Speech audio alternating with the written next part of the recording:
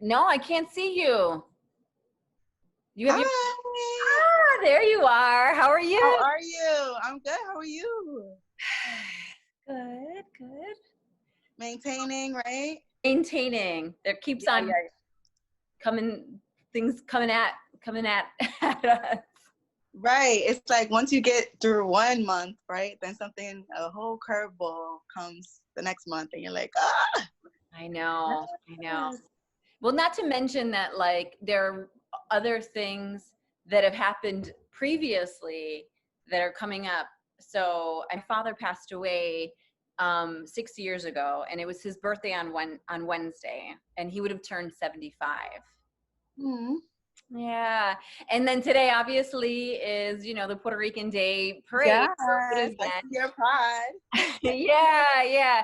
So which I normally celebrate. Anyways, the combination of like everything happening, I went on Facebook and my sister posted a picture of my dad with like this huge afro when he was like in this like actually I would say it was from the 70s, but it was from the 80s because apparently he didn't want to let go of the afro style. Yeah, yeah. Oh my gosh. And then Cute. yeah, it's really cute, but it's just like it's emotional because it's like, oh, he would have been 75, and even though his birthday was on Wednesday, because we're working Hmm. and we're not like thinking about our own stuff. Not only that, we're grieving. So there's a lot of losses going on too. So now when you think about, or your mind is like thinking about past grief, that is even more emotional for you to process right now, right? Because you're already grieving, and then now it's getting like past grief. Like we're grieving for humanity, for people that are losing their lives every day. It's something new, and then on top of that, we're grieving our sense of normalcy. Right? It's a whole lot of grief going on. So now when you do have an anniversary of a death, it's like, oh, this is like, I'm so emotional, and I'm usually not. And what's going on for me? You're so right. Yeah, that's true. Yeah, it's a lot right now. Sometimes I'm like, why am I so emotional? But then it's like, all right, things are not okay right now. You know what I mean? So everything is like to the 20th power. Mm-hmm. So like, yeah. I mean, that's definitely all those unprocessed feelings related to like that grief on top of all the emotions you're experiencing. Of course, like, yeah, I would be emotional too. Well, that's why I'm so glad that we're talking today. I wasn't expecting at all to, and that's the beauty of of life, right? You just don't expect to be feeling the feelings that you're feeling, and you kind of just have to let them come and let them go and talk about them. And that's what we do. I feel like this is what has happened, like through like quarantine and stuff. It's kind of like you're so used to, or like I talk to myself, and my self-talk is just kind of like, don't feel this way, or just kind of like challenging a lot of my feelings.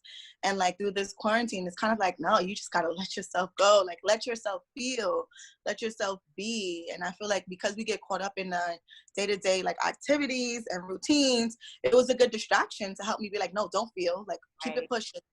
And then now it's kind of like, oh no, like I'm going to feel these emotions. I'm going to process this while it's happening in real time versus like reflecting back. So that's been another thing too. I've been talking to with my patients, and then just been doing with myself. A lot of times it's like I experience a feeling, and then I just kind of like block it out. And then now I'm reflecting back on it and trying to process it. And it's even more, I want to process things in like real time sometimes and address it in real time, because it leaves confusion, like a sense of like unknown, like what was it really like, what was I really feeling, or what was going for me, why didn't I, versus like I think I felt this way when this happened, or whatever. Right. That is really such a good point in terms of processing it real time, because it's so hard in hindsight to say, oh, that's how I was feeling. And I mean, it's helpful, but it's also like when you're doing it in real time, you can connect to how complicated the feelings are at the time, right? That's what I noticed this morning when it was happening. Like, just seeing the pictures of my father, watching the parade stuff going on, and everything kind of like coming together. It was like an excitement for like for the parade and for being Puerto Rican and connecting to all of that, but then a sadness of the loss of my father within that. It was just really weird. Like, so yeah, the real time processing has been important during quarantine. Mm-hmm. If you can do So, that. if you can, yeah. Everybody can do it. Well, first of all, thank you so much. I feel like I just like dumped on you when we first got on Oh no, it's okay. Which is, you know, it's okay. Especially now, a lot of times when I talk to people, it's kind of like I'm either dumping on them or vice versa. And it's like, okay, this is what it is. Like, this is what our normalcy is right now. I get a phone call and I'm like, I don't know what I'm about to hear, but right. okay. My friend Omar, in the first Therapists on Trains Drinking Tea, he said, you know, when people ask you how you're doing, he's like, I really want to know how people are doing. And he made a good connection. And now I realized that what he said was so on point. He said, when people are asking you how you're doing, they really mean it now. And so, right, because there's like, no one's okay in all of this. Yeah. Right. So it's like, people do really want to hear about it. And I think that openness and that opportunity to talk about these things has opened up so much more during this time. Yeah, it's allowed people to be more vulnerable with people, or just with themselves, be more compassionate. It's been rough times, you know what I mean? We're constantly hearing bad news. Like, I mean, the news is always bad, but like it's getting worse and worse, and it's kind of like, I don't know, and then being confined to like, you know, social distancing on top of everything going on is like really difficult. Because what if your like love language is like physical touch? Like, that's my love language, right? Like, I'm not surprised. It's kind of like it's hard. Right. You know what I mean? It's really hard during this time to go through. You're going through a tough time, and then you can't even like receive like the love that you would want. Right. Yeah, which we need, because that releases lots of good chemicals, Right. dopamine, serotonin, like all those feel good things that, you know, we're like kind of missing out on. Mm-hmm. Definitely. Yeah. So, well, we need to just start with, what train are we on? Okay. What train do you ride? What train do I ride? Well, no, what train do you ride? I'm on this journey with you. Oh, okay. So we're riding the 5 train. The 5 train. Yeah. Oh, okay. Tell me more about the 5 train. I haven't been on the 5 train in a long time, so I'm excited. Really?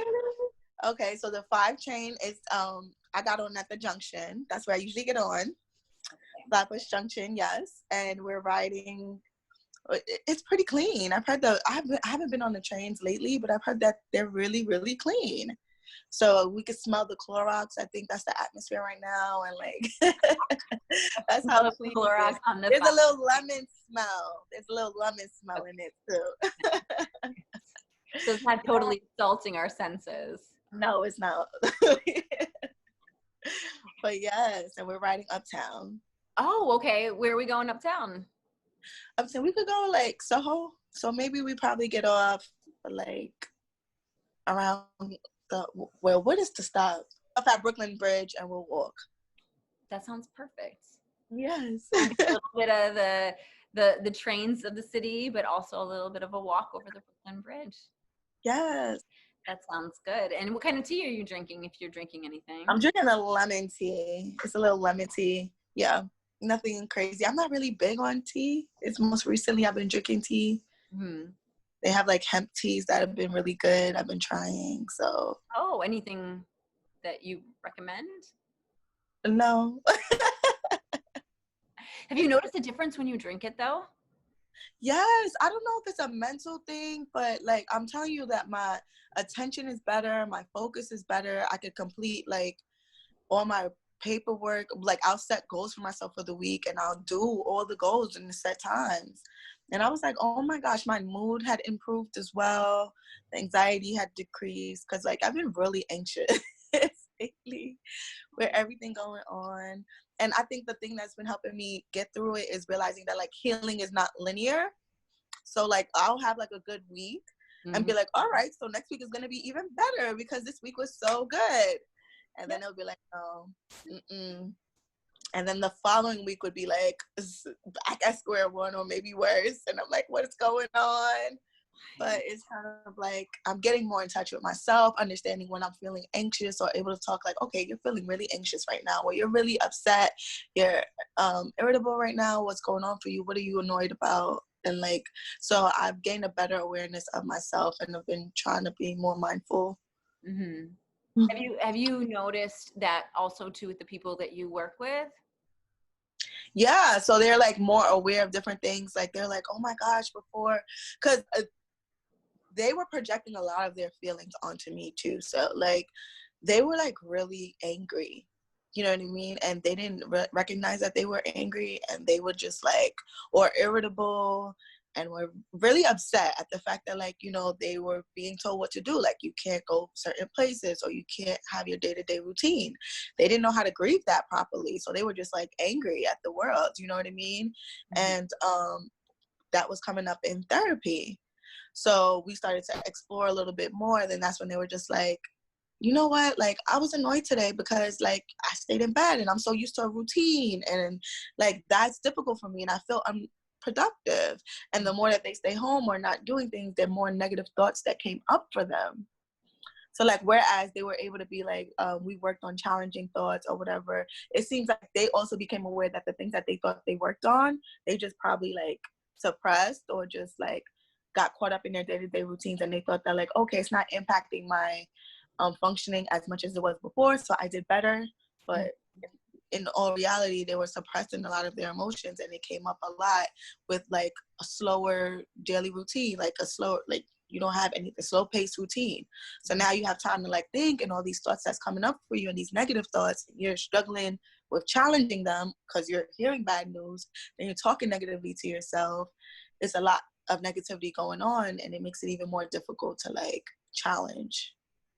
Right. Especially when we didn't have answers. Like we didn't know like, No. oh, the set date, this is when quarantine's gonna end, or set date we'll be able to go back to normalcy or whatever. And then even with what's going on with like the racial injustice, it's kind of like people are really realizing that like, hey, like I tend to avoid stuff. Like I avoid dealing with things. Like I don't even want to talk about it because there's nothing's gonna happen. There's gonna be no change. And it's always this like, and then I was just like, you know, you do that in different aspects of your life too. And then they were able to pick that up as well. Like, you know, I get too overwhelmed at the thought of change that they just check out.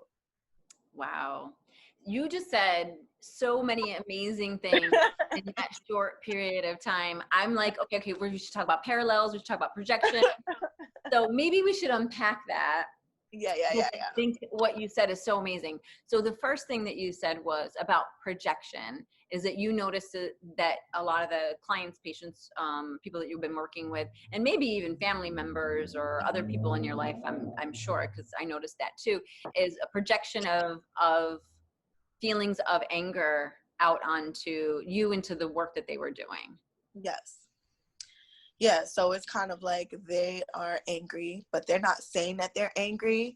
So they're just like acting aggressively towards me, but like indirectly. Mm-hmm. Like I'm picking up on it. And if I try to tell them about it, then they deny it. But it's still this ongoing like projection of this feeling. You know what I mean? People could do it with anger. People could do it with like anything. You know, any feeling you can experience that feeling. But it's more common with like anxiety. Like if somebody comes in the room, you ever have a session and they're like, "Oh my gosh," and it's like, You're like, okay, yeah, because you're already like, "Oh, what happened? What's going on?" But you have to kind of like talk them down. Like, okay, what's going on? Slow down. Let's take some deep breaths.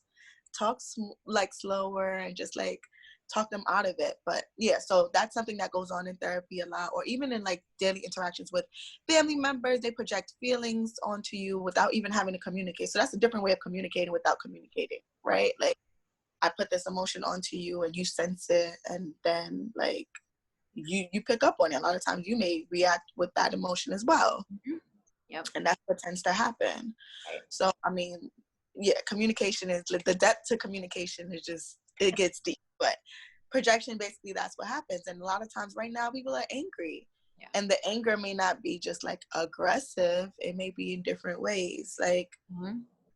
so when you pick up on it, it's important for people to understand that, like, how are you feeling? I check in with myself. That's what I started doing too. Like, how do I feel right now? Right. So that I could get a better understanding of what's going on for me. Because even if I communicate with somebody, I've definitely projected feelings of anger onto somebody too. Mm-hmm. And and I didn't even realize, like, you know, I was angry, but I was, you know what I mean? So what I've been doing is checking in with myself to be like, how am I feeling right now? Especially if I'm about to communicate with people or be around people.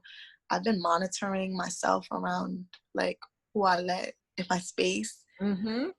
Because people have been projecting their anxiety onto me and their need to, like, a need for a resolution, which I was picking up on. And I felt like I needed to be that, because as therapists, we have to always think of best case scenarios. Mm-hmm. So it's like something, we're going through a pandemic, we're going through issues with humanity, but yet as a therapist, you know, my job is to give you hope, a sense of hope, a sense of, like, live, like, help improve your life satisfaction. So it's a lot of, like, talking positively and supporting. However, it's difficult to separate that in your personal life, where, like, if you're struggling, you can feel overwhelmed, and sometimes it's not your job to, like, to make somebody feel better. Like, it's not your job to cure everybody. Well, and you can't. Yeah, so a lot of people, of course, are reaching out to me because it was just like, yeah, like they wanted some sense of resolve. Like, they were anxious and they were pouring that onto me, and I was carrying it like, okay, no, yeah, things are gonna get better. And, like, and that even came up in with, like, checking in, like you said, that, like, people have really been wanting to know, like, how you're doing, but I wasn't able to communicate how I was doing or even process how I was doing because I was still trying to protect other people from my feelings. Right. That's And really, that, yeah. You were trying to process first it sounds like you were trying to take care of everybody else and trying to help them feel hopeful and better, which is definitely a big part of the work that we do. And then, but, like, it's hard to not do it for yourself, right? Like, you have to do it for yourself, and you have to know how to do it for yourself. And sometimes it's a challenge, especially in something like this, because this is something that no one would ever have predicted or thought could happen. And, you know, we're scared. We don't know what's going on either. So we're trying to figure it all out. So what kind of practices did you have that, like, you think helped you to be able to process that stuff for yourself? So I had to realize that I don't have a lot of compassion for myself. And then I started practicing that, like, it's okay. Like, I like, self-talk. If you start to really be more mindful and aware of the way you talk to yourself, that is so important, because that kind of, like, delegates how your day will be, Mm-hmm. honestly. So, like, I had to allow myself to be like, you know, it's okay if you're not doing okay right now. And what does not doing okay look like? So I started journaling. I started writing down a lot of stuff. Yeah, because I want to look back at this time and say, like, how did I feel? What? And, like, I journal, like, I write down, like, today I feel like this, and this is what has happened for me, and this is what my daily routine looked like, so that I can reflect back, like, years later, like, wow, this is a tough time, and this is how I dealt with it, and this is how I felt. So I've been journaling. I feel like that's been great. I've been trying to be outdoors more. So getting sunlight. You always get in sunlight. I see it. Like, I always get jealous of you when you're out. And I'm like, how can you be outside in nature? And I used to hate it. But now I'm like I've taken it for granted, and not being able to go outside for so long. Like, I'll go outside and take walks and enjoy nature. I've tried to stay physically active throughout the day, because, like, it keeps me moving and it's healthy. It's so true. It's so true. You getting outside more, because you noticed, right, that, like, when something is limited and you realize that you need it, like, your body actually, like, needs to be outside. It needs to be in the sun. It needs to have some sort of, like, connection with nature. You can feel, you miss it so much. You notice that was happening. Yeah. And then when I did go outside, it's kind of like, I don't know, like, I think it creates the mood. You ever like stay inside and you're in the dark, like I spend in my room and all the lights is out, and it gives like this depressive tone, right? It automatically makes you feel like I should be listening to love songs, or I should be sad because I'm in this like sad place, right? Like it's dark in my room, nothing's on, so there's no activity. The activity's low. I should be feeling sad. So like, since I get that, so since that happens in the dark, when I go out and I'm like in the sunlight, I feel like the reverse happens. Like I improve mood suddenly. Like I like the sun shining on my face. Like I'm like automatically in a better mood. I'm happier about the warmer weather. Like, and it just improves my mood overall. Like as soon as I just go outside. Yeah. So True. And I think that like now probably more than ever, we might be realizing that because we have been stuck in one environment for a long period of time and not able to like kind of have a diversity of going outside is really healing. One of the things that I noticed, and I can tell you this story because it's crazy, but I think when I moved so I live in Midtown now. I used to live on the Upper West Side and in Harlem, and I was close to the park. mm-hmm. I could go to the park whenever I wanted to. Now, did I do that every day? No. But I realized once I moved to Midtown, Hell's Kitchen, where I live now, I did something really weird when I went back upstate to Syracuse to my mom's place.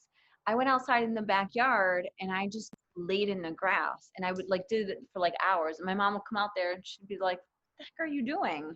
Because I looked crazy. I had a blanket. I'm just like laying there.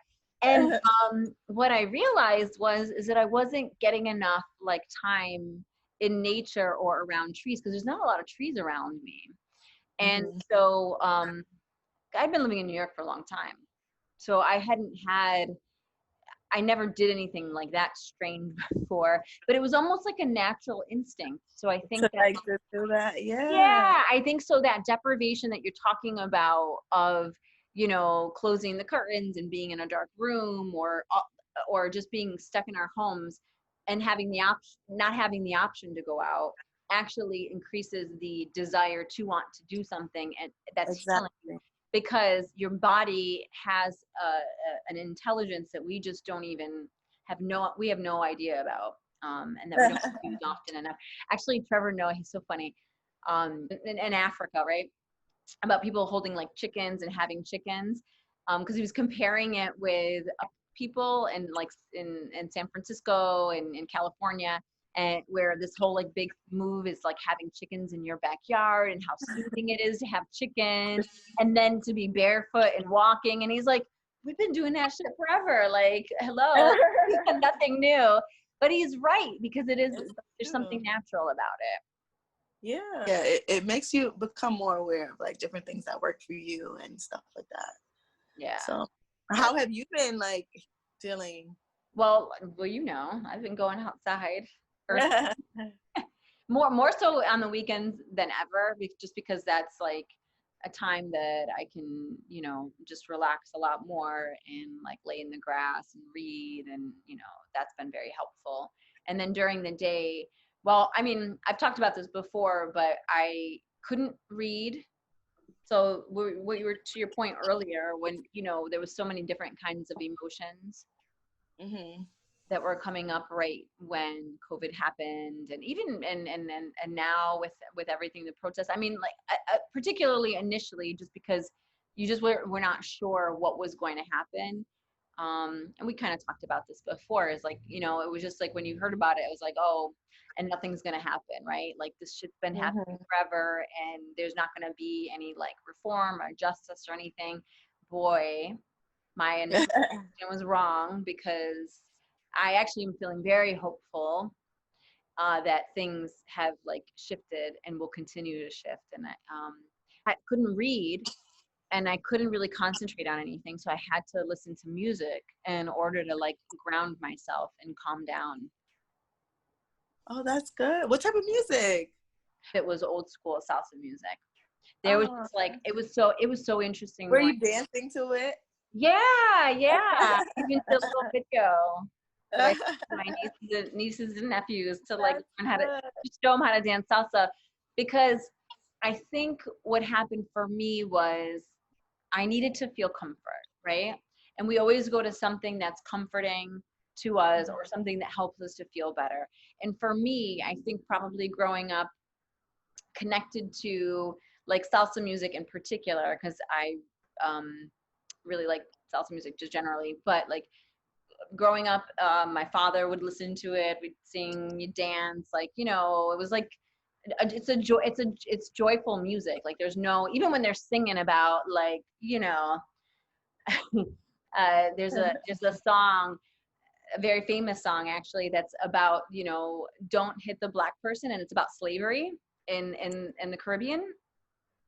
It's a joyful song, and it's a salsa song. No la pega negra. I'll link it into the video just so people can hear it. It's like, you know, but this, so some of the the content is a little bit difficult, but like it's processing. I think that's probably what it is. It's processing emotions and feelings in a way that like you can't really do rationally. Like it's more of an emotional, like implicit way of processing emotions. And I think that's probably why I veered more towards that. I also thought too that like it was kind of like it was a tough time. And of course I'm gonna get emotional, especially since I've been crying all like morning about my father. But it was a time of connecting with the spirit of my father. Yeah. And feeling like that sense of like safety and security, that everything was going to be okay, even though the outside world didn't feel like that. So that there was some sort of internal sense of safety that I was connecting to. And I think that that's probably what happened for me, particularly like in the beginning of all of That's it. so fun. Yeah. Yeah, it is about processing. And a lot of times, even like before this, like you used to say, like dancing to salsa when you have like a rough week or feeling overwhelmed to kind of like help decompress. So I think, yeah, you needed something that like felt comforting for you on top of like an additional connection to like someone you were grieving. Yeah. Yeah. What about Um, you? What did you do, or what have you done? Inwards. So I've been trying to get into like meditating and being more and practicing mindfulness to kind of like help me like process these emotions. You know what I mean? Like I feel like I have to get to like, you know, understand what I'm feeling, my behaviors, like gain a better sense of like my emotions. I'm trying to get connected through therapy so that I could continue to do the work, because it's been really difficult, especially during this time. Like, have you felt the need to do something like, oh my gosh, all this is going on, like how do I contribute or how do I help, right? Like that's how I've been feeling. And I've just been feeling like, oh my gosh, what could I do? Like, how do I contribute? Should I protest? Should I don't know, like provide mental health services to additional people? But I'm still feeling a little overwhelmed. So my whole like workload is a little difficult. I don't know if I could put that on, like, what is the way that I could be connected and help feel like I'm making a difference? Right. So that feeling is something that like I've been trying to like work through. Have you felt like this too? Like, what, I need to do something or? Yeah. Yeah. And I like racked my brain trying to figure out what I could do. And I remember that I had to really like step back and think about like what was within my bandwidth that I could do, right? Yeah. Because the Or work, that you're already doing something like, right? okay, because like I'm already changing the world. You know what I mean? Like I am changing the world, and I have to, so it's kind of like being compassionate with myself again too. It's like, you know, there were times I had to work late and I couldn't go protest, and I felt like, oh my gosh, I haven't done anything. And I'm like, no, like, I mean, like my presence alone, like being a Black therapist, being a Black supervisor at the clinic, that like that self, you know what I mean? It's kind of like I'm doing what I can. You know Mm-hmm. what I mean? Of course, like if I do have the opportunity, I do want to be more engaged and connected, but also realizing that like I don't have to make this grand like thing of things. Like I'm changing the world. In Right. my little Right. way. I think that like that's such a good point, because sometimes we think that we need to make these grand gestures and be so out there and let everybody know what we're doing in order to feel like we're contributing something. Whereas I think, you know, even just reading and understanding your own history and the history of the country is something that's going to have an impact on you, and then therefore all the people that you interact with and that you meet. Yeah. And so you know, it's kind of, it's interesting because I was thinking a lot about this. I'm like, okay, well, what can I do? And especially like, you know, there was this like kind of movement of pulling up, especially for white people, right? To pull up, to be supportive, to like, you know, take a stance, which I totally support and agree with. I think though, there's a difference between like pulling up authentically and pulling up inauthentically, right? Exactly. And Mm-hmm. you know, I always go back to the girl who was in the Central Park, the one Oh, okay. Yeah, who, yeah. right, called the police on that Yeah, African American with the man dog. because she had a dog that was out, which you know was obviously like whatever. Anyways, you know, from, I don't know too much about the situation, but I think that she was like a liberal and had like a certain viewpoint, right? So one Mm-hmm. would think that someone with that viewpoint would not immediately recognize that, or would immediately recognize that they have that privilege and not use it against somebody else, Exactly. right? Her white privilege to say, oh, this black man was going to hurt me or attack me or Yeah, whatever. at first she started using her privilege even before she made the phone call, like the threat, like I'm gonna call the police. Like like you're already using your privilege. Like you know what I can do. Like you Right? had negative intentions. Like just that alone, it didn't even need to get to the point where she called the cops. But even just making that threat alone, like yeah, I can call the cops. Like you know Because what I mean? I know I have power. Yes. I have a certain kind of power that will impact your life in a very profound way. Yes. Right.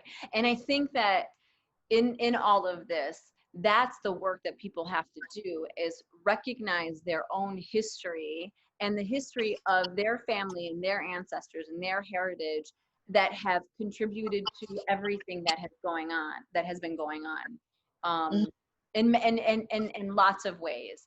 So I think when I was thinking about, okay, how do I, you know, support, what do I do, you know, I had to take a step back and think, okay, well, as a therapist, like, too, and as a white woman, but a mixed biracial white woman, you know, like there's so many different like layers to me as a human being and to my experiences that most people would look and they'd say, oh, her experience is this because she looks like that, which is not the truth. And it's not the truth for everybody that you look at is different, right? So it's Exactly. it but you have to know what your own experience is first to be able to identify and connect with feelings of compassion and authentic compassion for yourself first and foremost, and then for other people, and understand that like there are certain things in life that are unfortunate and that are truths, right? You know, lots of things happen that should not have happened, just like when we deal with people who have trauma. Yeah, I mean everybody's experienced trauma. When I like do an intake and people say like, "Oh no, there's no trauma," I'm like, "You live in New York, like, You're a human. You have, like you're a human." and if Like, you don't yeah, have I think people. trauma, I'm sorry, if you don't have trauma, there's trauma in your family. There's generational trauma that gets passed on. And, you know, there's lots of research that's coming out about how generational trauma is passed on between generations and generations in cells, and how affective. So like if you have like, you know, anxious grandmother because she survived the Holocaust, impacts your parents, and then that impacts you. It's so layered. Difficult. And I just think that a lot of times it's just like difficulty processing like emotions. Again, we go back to that with like trauma and just like difficulty processing experiences and stuff like that. And it's all about like gaining a better self awareness of self, because that helps to change the world. You know what I mean? Like being more aware of yourself it does a greater impact for like not only you but your ability to interact with other people's efficiently, or be more aware of how to deal with conflict, communicate better, like that in itself. So yeah, I mean a lot of times I was just like, yo, what can I do to like contribute, especially with like COVID. You know, you hear the nurses and they're doing so much and they're working overtime, and then like with the racial injustices, everything that's going on, and of course everybody's mental health is being impacted. I also felt the need to help because like they were prioritizing physical health because that's what's at risk right now with COVID, so much, but it was at the expense of like mental health. Like people's mental health were really impacted by it. Like being home, imagine being home with like a narcissist. Can you imagine being quarantined with a narcissist? That's like, and So much let's not to get do into with that. like, yeah, right? Like, come Wouldn't be on. And then it's like domestic violence, or just kind right. of like Yes. you help your client develop healthier ways to get out in the world, and then now they're told to stay home. Right. So now it's just like it's really difficult, and it's kind of like people. I had spoken about it where I was talking about like people started isolating, and they thought that that's what social distancing was, but they were actually isolating because they were disconnecting from like everything from their routine. So like people that were like physically active, let's say would work out every day, when we're not active at all, or people that had close relationships and friendships weren't communicating because they misunderstood what social distancing was. Right. So it was kind of like explaining to them like, I need you to stay connected to everything that you were connected to. And then they'd be like, well, how? Like, I can't go outside. I'm like, all right, well, let's talk about like ways to connect to people, like FaceTime, video chats, or phone calls, even writing letters. You know what I mean? Like, what are different ways you could communicate with those people, or stay physically active? So what could you do? Like doing a workout video, or just like I had a child and I had to make her like get up and do a dance with me. Like we did a TikTok, because it's like you need to move your body. You know what I mean? You're so used to being physically like active, and now you're just home and you're disconnecting from everything. Your sense of normalcy, yes, we have to grieve that, but we still have to connect to the things that we're connected to in order to still stay mentally healthy. Right. And that was not something that like we were told conflicting views. One minute it's like you can't go outside. Okay, you can get fresh air. No, you can't get fresh air. You could do this. You can't do that. So it's like people were all the way confused.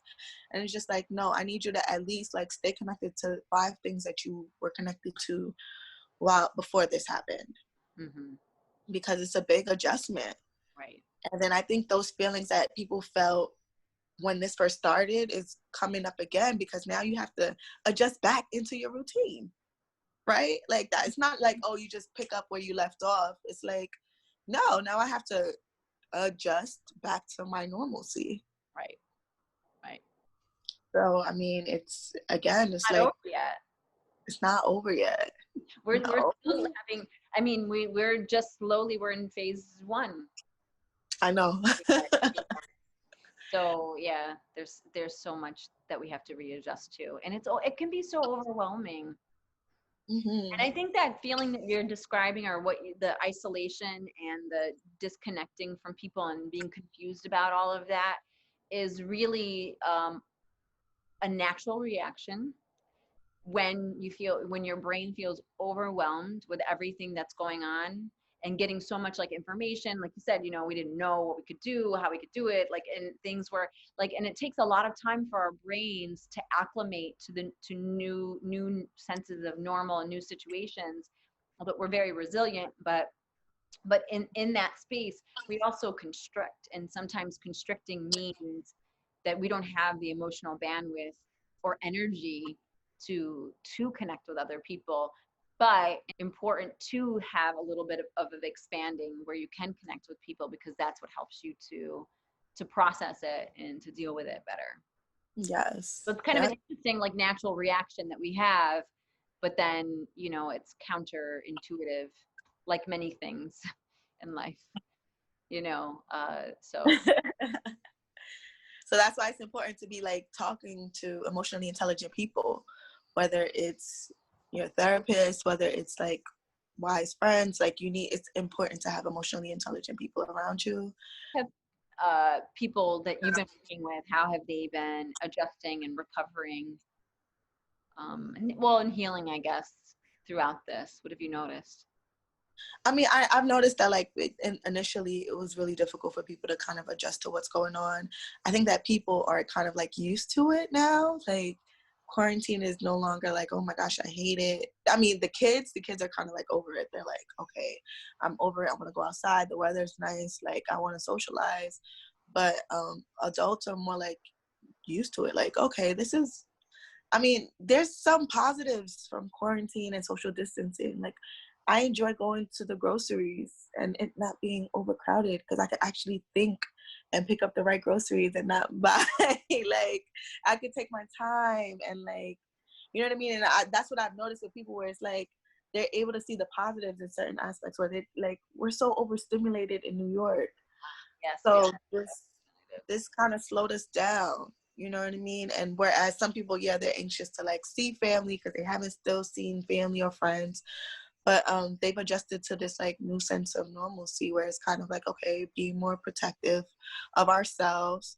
You know what I mean? You're prioritizing yourself now in this case. Like it teaches you to kind of like, I need to prioritize my health. That's like, so it forces people to incorporate like self-care. A little like when I see people with masks, I'm like, okay, you know what I mean? Like you care about yourself, you know? Yeah. Like you want to And protect other yourself. people. And other people. And other people. So I've people are nicer. That's what I've heard from my clients. Like they've had better experiences with people. You know how like they always have something to say about New Yorkers. Like we're so mean, we're fast paced, we don't like to take our time. But and then people are anxious about things opening up. You know what I mean? Because we don't know what it's gonna look like. You hearing like, oh, there may be another like another round of this, or some people were directly impacted by it. Some people were indirectly impacted. Well, we're all indirectly impacted by it. But like, it's difficult because there's this fear of like the unknown. Like we don't know. You can't. I think one thing I realized this week was like I'm so used to planning ahead. Like I plan my trips ahead. I like to plan things in ahead, and I can't do that now because I don't know where what could happen. You know, I was like, I need a vacation. I need to like plan a trip, and I was gonna book a flight, and I'm like, I don't even know if I'm gonna be able to book this flight. Like, I don't know what I'm gonna be able to do. And like, so there's this like realm of the unknown, which became more familiar. Where it's like, all right, well, I mean, I'm used to this. Like, I don't know what's gonna happen, and we've gotten more comfortable with that versus trying to always constantly be in control. Because that has led people to want to be programmed. Like we're told how to be programmed. People like to be told what to do. That's why they come to therapy and they're like, oh, what should I do? Or ask you for advice. But no, this kind of like gets you comfortable with like, I don't know, but I'll figure it out type of like. Yeah, it gets you comfortable with uncertainty. I think we're all Exactly. all learn that, comfortable with uncertainty, and then having hope that things will Get better. unfold. Yeah, they'll get better and unfold the way that they need to unfold so that the world is a better place. Mm-hmm. At the end of the day, I mean, that's like the whole, at least in my opinion, like that's the whole purpose and meaning of life, right? Is like, you know, you just try to do the best that you can for the collective to make the world a better place. Exactly. Yeah. Exactly. So I know that you do some really amazing things on Instagram, especially with your stories. You talk a lot about mental health in the Black community, and also, you know, just mental health just generally and how important self-awareness is. What have you noticed? I mean, I guess particularly mental health in the Black community because, look, we don't have to have like you're going to speak for every Black woman therapist. Yeah, definitely not. No, let's I can be speak let's be from. clear. Yeah, I'm not representing everybody. I know everybody has different views, but based off of my experiences, the people that I'm around, mental health, although it's growing, like people are knowing more. They're like, okay, I know what it, like back when I was in grad school, like I don't even think my mom knew what I was going to school for. She was just like, all right, you're doing something with like psych, and I don't know, like they didn't know what a mental health therapist was. They did it, you know, you only growing up. I knew that you went and saw a therapist if something was like really, really bad. Mm-hmm. So the more I grew in like this profession and I was around my friends, like they had no idea either. You know what I mean? And they were just like, and then I started to connect with different people that had, like, they knew what mental health was, but they're so curious. They just don't want to go to therapy. And there's this fear of going to therapy. Like, everybody's interested. I could tell you the DMs that I get. I could tell you the people that constantly are reaching out to like get knowledge about it. But then once it's about like actually taking a step to go to therapy, there's this fear. There's this fear of being labeled that everybody has. So there's this stigma in the Black community that like basically Black individuals are known to be resilient. So we're known to overcome. We have constantly gone through things, and I feel like we've been taught that we need to struggle, or not that we've taught that we had to struggle to overcome, right? So like we've struggled so much, we just got used to it. That like, okay, well, this is what it's supposed to be. Like, I don't need to go to therapy. I need to get over it. You know what I mean? So and then we could break it down to different cultures in the Black community, right, that have different, things that are not in support of healing the right way through therapy. So now people have all of these things where like they have vulnerabilities, they feel sad, they have these symptoms, they don't understand, and they feel overwhelmed with emotions. So when they see that like, oh, you're a therapist, they have all these questions, but they do not want to seek help because they have this fear that like, no, I'm gonna look like I don't have it together. I'm gonna look like I'm gonna get a diagnosis. I'm gonna get like, these are the fears that people have, especially young adults. Young adults have more pressure on them right now, especially like if you're in a time period like my age where it's kind of like, all right, you're figuring your life, you're not young enough to make mistakes anymore. Like, you have to get it together. You're a whole adult, you need to get it together. So people have questions, or they have children that they have questions for, or now we're like breaking a lot of generational trauma where you're just like, I know something is messed up in my family. We were not able to talk about it, but I don't want it to continue.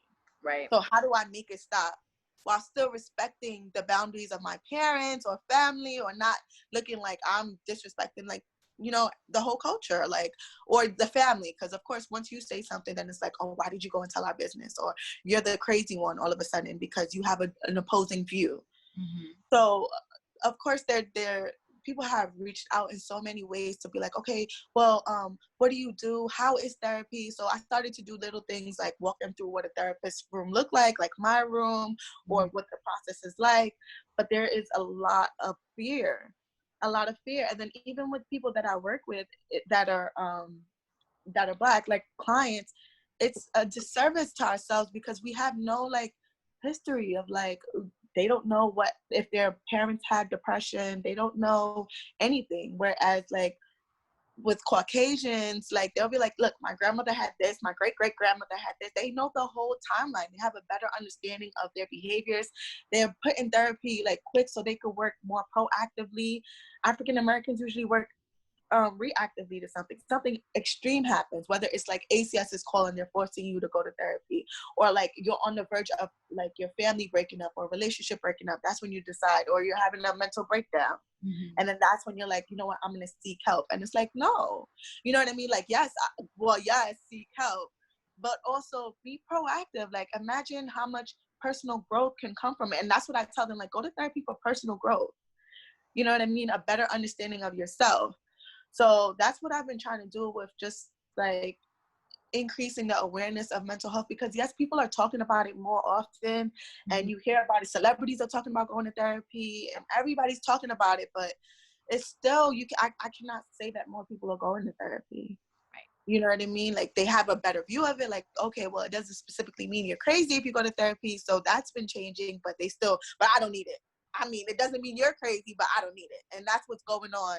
That continues in the Black community. So I was just like, you know what, like I speak on mental health so they could understand like the different ways it impacts us, because we're not aware. We're just so used to like, life is supposed to be hard and we're gonna get no. Or like, and I see it within like family, even my parents, you know what I mean? Or my mom, she'll be like, I'm just waiting to go to heaven. And I'm like, well, God did not put you on this earth to wait to go to heaven. You know what I mean? You need to live your best life here. Yeah. You know what I mean? Like, but they're like, everybody's so used to like, okay, well, I have to do this, preparing for like transitioning to God, and just like, okay, like for the afterlife. And it's like, well, you have this life here that you need to improve. Right. You know what I mean? It's not just like people are just waiting or just like, okay, well, this is what life is. Life is supposed to be hard. No, we have stressors in our life that does make life hard. However, you can control the impact it has on you or your ability to get through it. Mm-hmm. So I think it goes back, and that's like generational trauma from like slavery, where it's like, When you said my mom is waiting to go back, like just waiting to go to heaven, like that just like struck me so much. Did you ever see was Nat Turner, the movie, well, the story of Nat Turner? no. Oh, I can't watch movies like that. Any movies about like anybody getting hurt, slavery and plantation owners. It's based on a true story, by the way.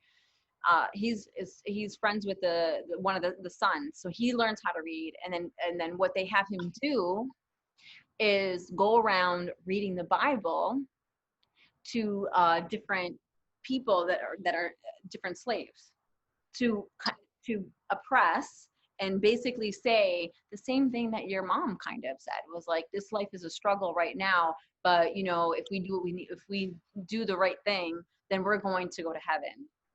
Mm. So, you know, religion is, and especially Christianity, is always like a difficult thing because, and I know that like the concept of God and, you know, and or one or universe or whatever that is very comforting to so many people in many ways and on many levels, but it's also been like an oppressive, it's been oppressive because like you're saying, like your mom is like waiting for her life to I mean, you know, so it's kind of like it's hard to hear that because that is a direct like remnant of slavery. Yeah. So, I mean, like you said, I mean, a lot of people, it is oppressive. And that's what a lot of, again, like people in the Black community, they, you know, turn to God or their religion, which is like, yes, it is positive to be spiritual and to believe in God. But however, it's just that sometimes we need to understand that, like, that we need help, you know what I mean? And you have this free space to kind of like learn yourself, especially the difficulties that we go through. It's like, so I've been trying to promote therapy and get people to understand and see that, like, if you start seeing people that look like you know what I mean? Because then again, they're like, oh, you don't look like a therapist. And I'm like, oh, what does a therapist look like? And it's probably like this old white person, right? Because when you watch movies, that's what they look like. And then just letting them know that, like, no, you can have a therapist that looks like you can have a therapist that doesn't. Like, you have options, but it's important for you to at least try it. You know what I mean? I tell everybody, try it for 6 months. If it's not for you, then it's not for you, but just to try it. You see a lot of like mental breakdowns happening right now, or just like people feeling overwhelmed with emotion, not processing their emotions well. That is a big thing. Like, if you do not process your emotions, you lose control over your emotions. Like, and that looks scary. Right. Yeah. Again, there's so many amazing things that you said, and I think that you like. Well, okay, we'll start with processing emotions is very difficult, and oftentimes our parents, they have no idea how to process their own emotions because they feel so overwhelmed with everything that's going on, and then they just want to feel better, or like you said early, project sometimes, and sometimes they project that out onto their children, and then that like starts another cycle of like not identifying and labeling and processing emotions. And then if you are able to do that within your home, and this goes back to the systemic racism and the way that Black Americans are treated in America, well, in the world. I mean, this is not like, you know, there's colorism, all kinds of, you know, having darker skin and different cultures. There's, think about this like in, you know, in Puerto Rico too, like there's definitely a spectrum of people's skin colors and how people are treated and seen and viewed based on their skin color from the outside world and internally within even their home is complicated. And so And that again, it comes from colonialism, oppression. Like, I mean, and that's why knowing history is so important in all of this, so that you have a wider idea of, oh, okay, so this was done to oppress people of this, okay, and then it all makes so much sense as to why we are where we are now. And then having that knowledge and being able to know yourself within that history is really important. So one of the things that you said is that you said that when you got into this field, your family did not know like about mental health, and they didn't know how did you find out about becoming a therapist and getting into the mental health field? What was your journey in that? So, I mean, I'm a Haitian girl. So there's this like saying that like we all go into nursing. So nursing major, and I was doing pretty well because in classes, like I was passing the classes, I could do the classwork. But then I knew when it came to clinicals, like that was not like I didn't want to be in a hospital environment. As the people that were just kind of like, if I don't graduate, if I don't pass, like my family's dependent on me. Like I don't even know if I'm gonna live. And I'm like, and it was really depressing. It was really stressful. And I was like, I need a break from this. Like, I needed a break from this because I was being really tough on myself. I was not happy. So I took a psych class. And when I took a psych class, I was like in love. I was like, oh my gosh, like I wanted to know more, and it was it was refreshing. Like other classes, it was just like, all right, I would be in the library studying, and just like it felt like work. But that class was like refreshing. And then I changed my major. So then I changed my major, and I graduated with a bachelor's in psych. And my friend happened to work at it was so crazy, but my friend happened to work at a mental health clinic. Even though I changed my major to psych, I was still like, oh, I need to go back and be a nurse because like I need to make money because I can't make money with this psych degree. So I was like, all right, I'm gonna get back into a program or another program. But then she offered me a job to work, like doing clerical work at a mental health clinic. And then I was like, I want to do this. Like, I really want to be a therapist.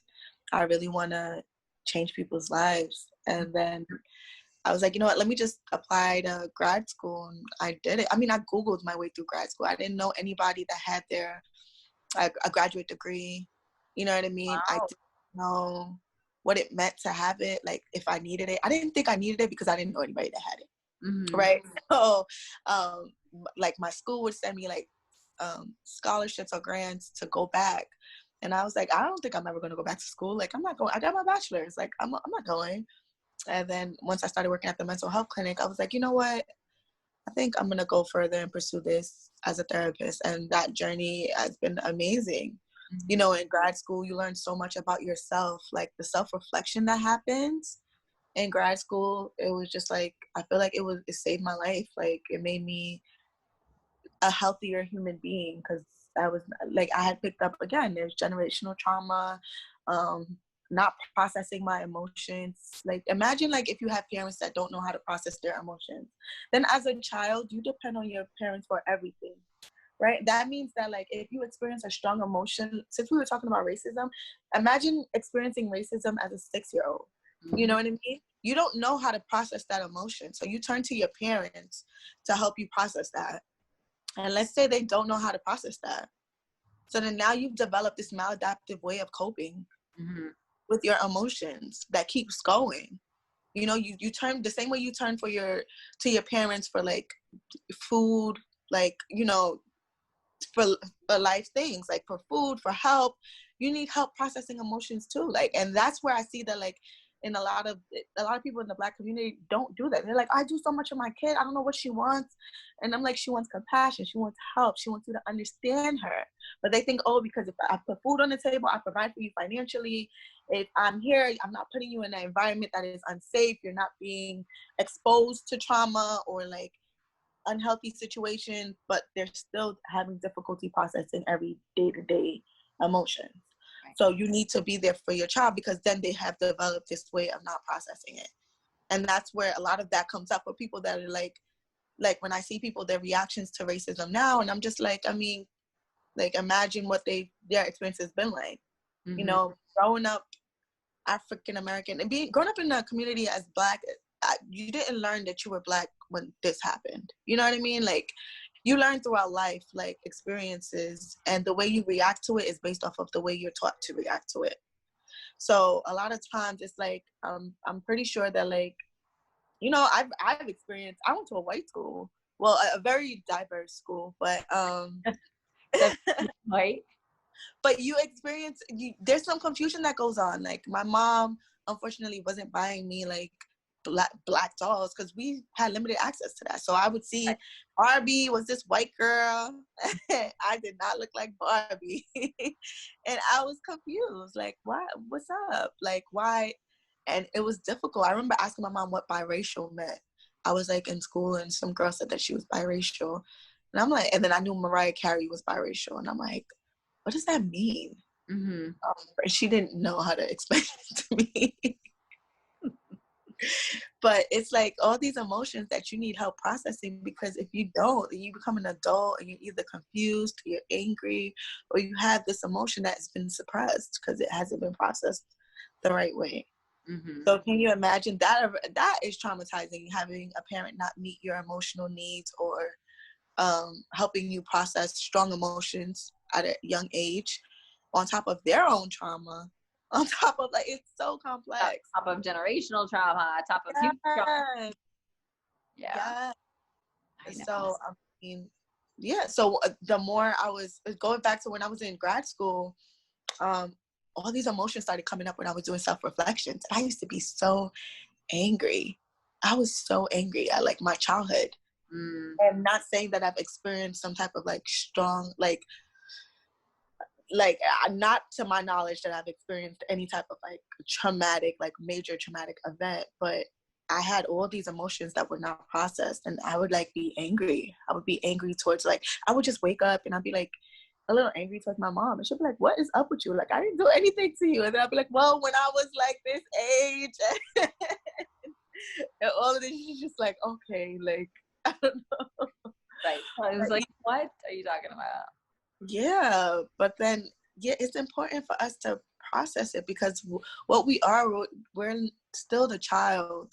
Like, we still have, like, those expectations that we had as children, like, the needs that we had is still there. It's just, like, evolved. And the more disconnected you become with yourself, it comes up unconsciously, but it's less conscious, and it still impacts you even more.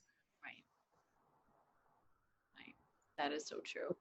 So you started really wanting to be a nurse, then getting into psychology, and then getting this job at the clinic.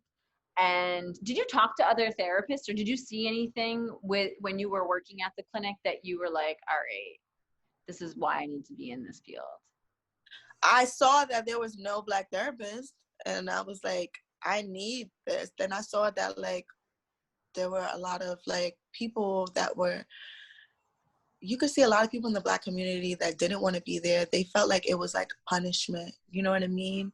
And I wanted their perception of therapy to be improved. Like, once I started being there, people were requesting me. They were like, oh, I want the Black girl, I want a Black therapist. Like, now you feel like you have options, you feel like you have a sense of control, because a lot of times, like, people weren't having, they couldn't have a preference for the type of therapist they wanted, and a lot of times you probably get somebody that was like, they didn't look like you could get, like, an old Jewish man, and you're like a Black young man that probably has issues with, you know what I mean, like, communicating. So now you're, like, angry, and this person may feel like the way you express your emotions is too aggressive for them, or everything could be misconstrued, or you feel the need to withhold yourself, or not. You have difficulty being vulnerable in that therapeutic relationship because of what could be entailed in it. You know what I mean? Like, so I started to see a lot of people that were, like, upset. A lot of African American and Black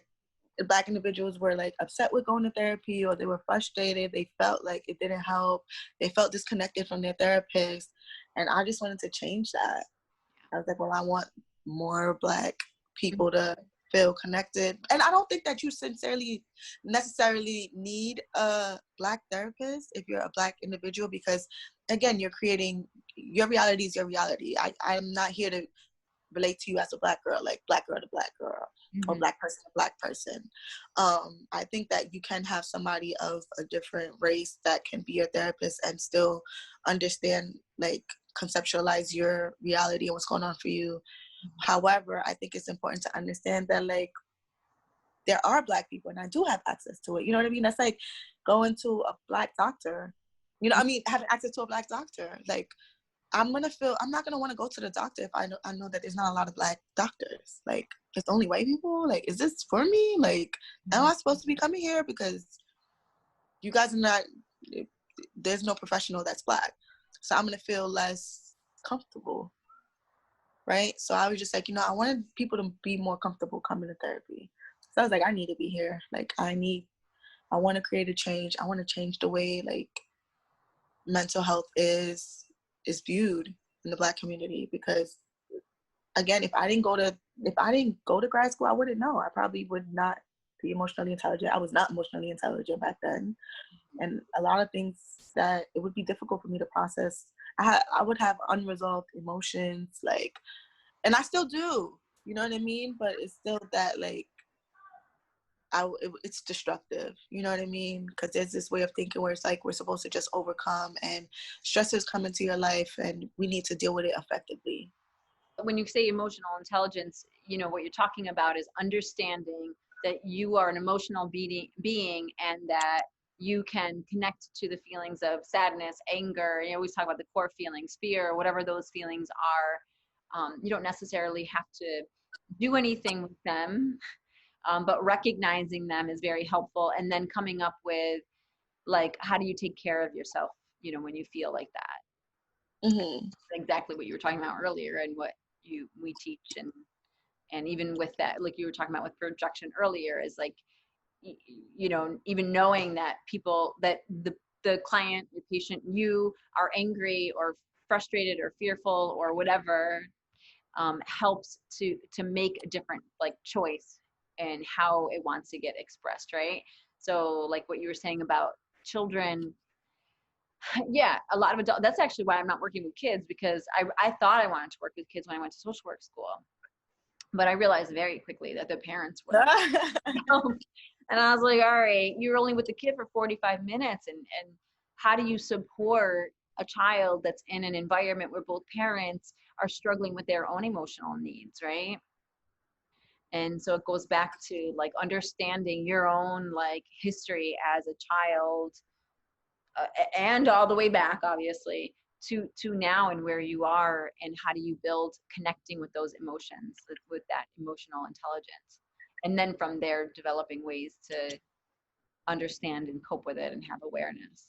It's not an easy process. So that in and of itself turns people off, because our brains just really want us to get distracted and move forward and not have to deal with all of this stuff. And then when we are looking at it, it can feel so overwhelming, right? Just like everything that's happening, it feels all so overwhelming. And it feels like you can't actually deal with it, when actually we can. And we've been able to for such a long time. Yes. So one of the things that you just brought up about kind of being a Black therapist and seeing Black patients, interestingly enough, I was listening to a podcast, Hidden Brain, not too long ago, and they were talking about doctors that are like, and teachers that are Black or African American, and what the rate of person having somebody who is of your race in terms of treatment, right? So medical treatment, school, that when kids are taught by Black teachers, other Black kids, that they're able to do better in school as a result. And they were just talking about all the different, like, compounding variables and factors that are in it. And one big one obviously was, like, the implicit bias that happens with doctors, with everybody who are not of color, who are not Black, who don't really understand sometimes how to really to connect. That's basically what it came down to. It's understanding how to connect with people so that you can, like, so that trust can be built. I know that it's hard to do that as a therapist. This is like one of our main jobs, is working with people and building a trusting relationship. How do Hmm. you kind of see trust in all of this, as you've, I mean, you've been in practice for a while now, so. Hmm. It's important because again, it's kind of like in order for any treatment to be effective, you need to be vulnerable. So whether even if it's mental health, whether it's medically, you know what I mean, and it's important to trust the person that you're working with, because if not, then you're not going to be like the issue is never going to be addressed. It's really important. I see that like people have struggles with it, and I think that like the benefits to like people seeing people that look like them or working with people that look like them in regards to like medical treatment, or I have to say that I've been currently seeking out an African American or a Black medical doctor Mhm. because of different things that come up, especially with women, like even in childbirth. Whereas like if Mhm. my blood pressure is high and I'm going into labor and I have a white doctor, my doctor may be like, yeah, go home, just calm down. You know what I mean? Versus like an African American that could probably like relate and just be like, and that's what happened. Like I've heard of a female that like, she was pregnant and she could have died if she went home, if she was sent home, which most likely she would have been sent home because they would have just been Serena like, Williams. calm down. But then it's kind of like you have somebody that can kind of like empathize or just really understand and break it down for you that looks like you, and it's like, I trust you because you get it. You Mhm. know what I mean? And that happens in therapy where I see that if they want to express themselves, you know what I mean, or say something, like therapy is the place to say things that like you've never said before out loud. And people will say stuff like, I hate my kids, to like things that like they've never been, it's not acceptable to say that. You can't say that to your child, you can't say that to somebody else, because then they're going to look at you like you're a bad parent. But you need to process this emotion as to, why do I hate this kid? So I need to be able to say that in order for me to process and understand that feeling. Right. Right? So I need to trust you, and being able to trust you, knowing that like, okay, well, you're not going to look at me like a bad parent, or you'll get that if I'm raising my voice right now, it's because I'm expressing myself. It's not because I'm trying to intimidate you. Mhm. Right? So if we're living already in this world where there's differences in regards to like race and like privilege, and you just have somebody in the room that is privileged, that you're already on edge, where it's kind of like, okay, you know what, like I don't want to give them the wrong impression, Mhm. or I don't want to, so you may withhold to be like, okay, they may not get it. You know what I mean? And a lot of times, especially women in the Black community, they isolate with their feelings, or they internalize their feelings. So it's difficult for them to even come out with that feeling. And a lot of times, clients get annoyed. They Mhm. get annoyed when this emotion comes up that they haven't been suppressing for so long, and they get upset. And a lot of times you can either personalize it or understand it, like as a therapist. So a therapist could look at it like this kind of be very aggressive or resistant, right? You could be viewed as resistant in therapy when you're just having a difficult time processing this emotion. Well, So it goes back to like what you just said. Like resistance is really like guarded. Can I trust you? Do you have my best interests in mind? And exactly. by the way, this is not. It's not a conscious decision so much as it's unconscious, and it's from evidence that your brain has collected throughout the years from different experiences, and from what we watch on TV, or what we read in the newspaper. Like all of that influences us on so many on so many levels, that you don't even have an awareness of it. And I've even heard some people of color even saying, well, I wouldn't actually trust like a therapist of color, I would rather see a white person, because then there's this idea that they know more, or that they're better in some way, shape, or form, because there's been this. And it's again, it's unconscious, implicit messages that we have gotten as children, all the way up to adults, and even to this day. Hopefully it will change soon and in the future, that being white is better than being of color in any way. And some people continue to subscribe to that, and that's Exactly. really unfortunate, because then that, like, the you know Gabe, who I had here last time, he was talking about this book called Compassion and Self-Hatred. And that's a part of the reason why we have we have a lot of difficulties with being compassionate towards ourselves, is because we don't really like ourselves. And when we are getting messages, again, from early on, that how you look isn't okay, who you are isn't beautiful, what you know isn't enough, or you'll never be able to know enough. I mean, it's such a like hurdle to be able to kind of deal with, because again, some of these things are unconscious and implicit that we don't even know or aware of, that we feel about ourselves. It's so true. But I think overall, like, and again, you're right. Some people I think it's just important for people to have the preference. The option.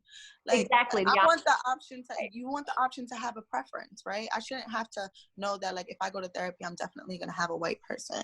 I want the option to make, like, okay, I can choose a young one or an older one, a black one. You have preferences. People we're in a day and age where we like options. So there should be options. So that's why I was just like, I wanted to provide that option. They should have access to a Black therapist. They should have access to somebody, you know what I mean? Somebody that they feel like, you want to see somebody that looks like you. Right. That's it. Yeah. I mean, and we won't get into all the training that we actually do have. That's also very like centralized on some ideas of just of our society that also complicates things. Exactly. Yeah, but I think having that option is so important. And so any like kind of last words or thoughts that you'd want to share with everybody?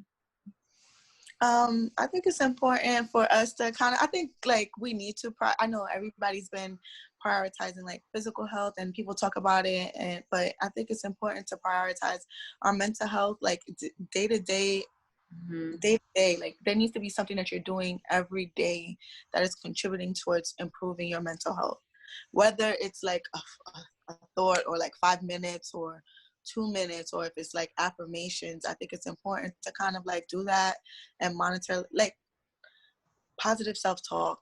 Like I think it's important or monitor the way you talk to yourself. You need to. It's so important.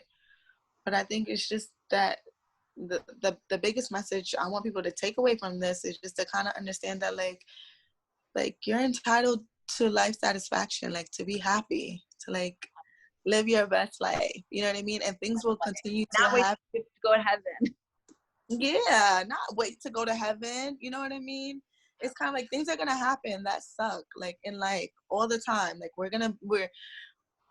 there's gonna be stress all the time, but it's important for you to understand that, like, okay, you know what? Like I want to live a better life, and I'm gonna create the best life for myself. Because what ends up happening is that like now we have these stressors, and people add in additional stressors that like toxic relationships and stuff. So now you're adding more stress to your life because you feel like you should be struggling, and it's like no. So that's my big takeaway. Just invest in your mental health. Invest in your mental health by going to therapy. Find somebody that you feel like you can connect with and talk to yourself, even though that sounds crazy. And I like what you said, you have to talk to yourself in order to kind of like, because we have all these different parts of ourselves, and some parts of us is like a destroyer part in some ways that gets us involved in those toxic relationships and not makes us stay, but like justifies the staying in those relationships because we feel like, oh, well, I can help him, or, well, she's got all these issues, and like, she really needs me as a friend, and blah, blah, blah, when in fact, it's emotionally draining for yourself, and, you're not really like getting, it's not reciprocal in the way that it's right? It's more like draining of like energy and everything. Yeah. Well, let me tell you, and I probably will start getting emotional. Today's just like an emotional day for me. I so appreciate you. You have like impacted my life in so many ways, and I know that I could say the same for you. I'm just going to speak for you that I've impacted your life because we've talked about this many times, been able to connect on so many different levels and have been able to help one another through, I would say, some pretty difficult times um, Yeah. in many ways. And it's just like, I'm just so happy that you're in this world.